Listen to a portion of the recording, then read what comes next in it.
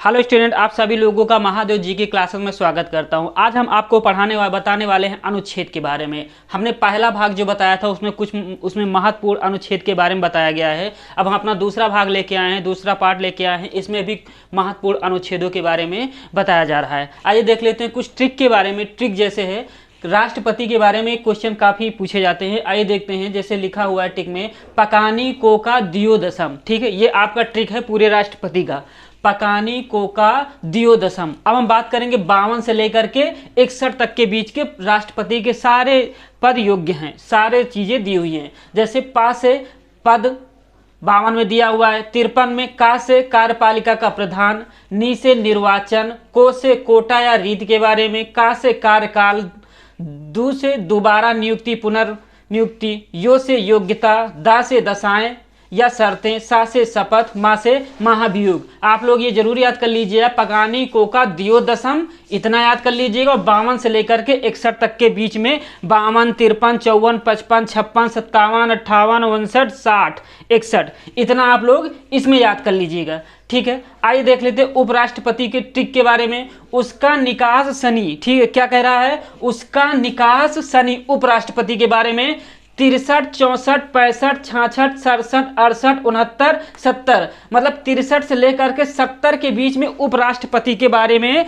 बताया गया है। आइए देख लेते हैं। 63 में बताया गया है उ से उपराष्ट्रपति, सा से सभापति, राज्यसभा का पालन सभापति के बारे में बताया गया है, का से कार्यकाल, नी से निर्वाचन, का से कार्य, ठीक है, का से कार्यकाल, सा से समय, कब से समय, सा से शपथ, नी से निर्वाहन, राष्ट्रपति के ना होने पर उसके पद पर उपराष्ट्रपति की नियुक्ति, उसके कार्यों को निर्वहन करना। ठीक है, उपराष्ट्रपति 60 ट्रिक उसका निकास शनि, इतना याद रखिएगा, उसका निकास शनि। 63 से लेकर के 70 के आर्टिकल के बीच में उपराष्ट्रपति के अनुच्छेद के बारे में बताया गया है। ठीक है, जैसे उ से उसका हो गया, सा से सभापति हो गया, का से कार्य हो गया, नी से नियुक्ति हो गई, का से कार्यकाल हो गया, सा से समय हो गया, सा से शपथ हो गया, नी से निर्वाहन हो गया। ठीक है, राष्ट्रपति के ना रहने पर उपराष्ट्रपति उसके कार्यों का निर्वहन करता है। आइए देख लेते हैं कुछ और इंपॉर्टेंट आर्टिकल के बारे में जो आपके एग्जाम में बार बार पूछे जा रहे हैं। आइए देखिए 72 राष्ट्रपति द्वारा क्षमादान करने की शक्ति, राष्ट्रपति द्वारा क्षमादान की शक्ति। ठीक है, आइए 74 में देखते हैं राष्ट्रपति को सलाह और सहायता देने की मंत्रिपरिषद की शक्ति। ठीक, मंत्रिपरिषद जो होती है 74 में क्या करती है? राष्ट्रपति मंत्रिपरिषद से सलाह ले सकती है। आइए देख लेते हैं 75 प्रधानमंत्री की नियुक्ति कौन करता है? राष्ट्रपति करता है। और प्रधानमंत्री की सहायता से राष्ट्रपति क्या करता है? मंत्रिपरिषद की नियुक्ति करता है। आइए फिर देख लेते हैं, रिपीट कर लेते हैं। 75 में प्रधानमंत्री की नियुक्ति, ठीक, राष्ट्रपति करेगा। अन्य मंत्रियों की नियुक्ति जो है प्रधानमंत्री के सलाह पर राष्ट्रपति करेगा। आइए देख लेते हैं आगे। अनुच्छेद 76 में क्या है? भारत का महान्यायवादी। ये क्वेश्चन बहुत पूछा जाता है। ठीक, 76 में क्या है? महान्यायवादी। 79 में क्या है? ठीक है, संसद के गठन के बारे में दिया गया है, यहीं से शुरू होता है मेन चीज। 80 में क्या दिया गया है? राज्यसभा की संरचना, राज्यसभा के बारे में। 80, 81 लोकसभा के बारे में। 83 फर्स्ट में क्या दिया है? राज्यसभा एक स्थायी सदन है, इसे विघटित नहीं किया जा सकता है।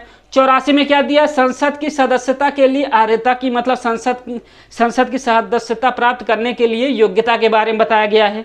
85 में क्या बताया गया है? संसद के सत्रावसान और विघटन के बारे में बताया गया है। ठीक, आइए देख लेते हैं 100 फर्स्ट में क्या बताया? लोकसभा अध्यक्ष द्वारा अपने निर्णायक मत का प्रयोग करना, इसका 100 में, आर्टिकल 100 में बताया गया है। 108 में क्या बताया गया? कुछ दशाओं में दोनों सदनों की संयुक्त बैठक के बारे में। 108, 109 में धन विधेयक के संबंध में विशेष प्रक्रिया। 109 में क्या बताया गया है? धन विधेयक के संबंध में विशेष प्रक्रिया। 110 धन की परिभाषा। 112 वार्षिक वित्तीय विवरण के बारे में बताया गया है। 117 में वित्त विधेयक के बारे में विशेष उपबंध के बारे में 117 में बताया गया है। आइए देख लेते हैं 122 में न्यायालय द्वारा संसद की कार्यवाहियों की जांच ना किया जाना। ठीक है, आइए 124 में क्या बताया गया है? उच्चतम न्यायालय की स्थापना और उसके गठन के बारे में, सुप्रीम कोर्ट के गठन के बारे में बताया गया है। आइए 129 में क्या देख लेते हैं? उच्चतम न्यायालय का अभिलेख न्यायालय होना। ठीक, उच्चतम न्यायालय अपने अभिलेख न्यायालय होना। आइए देख लेते हैं 137 में क्या बताया गया है, उच्चतम न्यायालय की पुनर्विलोकन की शक्ति। ठीक, 137 में उच्चतम न्यायालय की पुनर्विलोकन की शक्ति। 143 में क्या बताया गया, उच्चतम न्यायालय से परामर्श करने की राष्ट्रपति के पास शक्ति होती है।